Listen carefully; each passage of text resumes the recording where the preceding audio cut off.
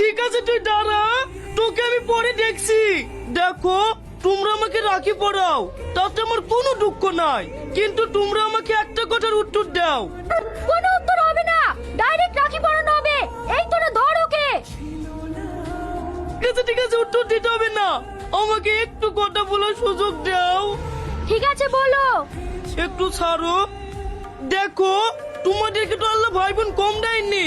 তোমাদের চাচাই তো ভয় আছে, খালাই তো ভয় আছে, মামাই তো ভয় আছে, তাদেরকে কি রাখি পড়াও না?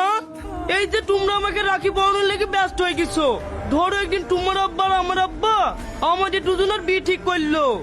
কি? না হবে বলছিনি, হইতেও তো পারে। তখন এই রাখি পরানো ভাইটাকে স্বামী বলে মেনে নিতে পারবা তো?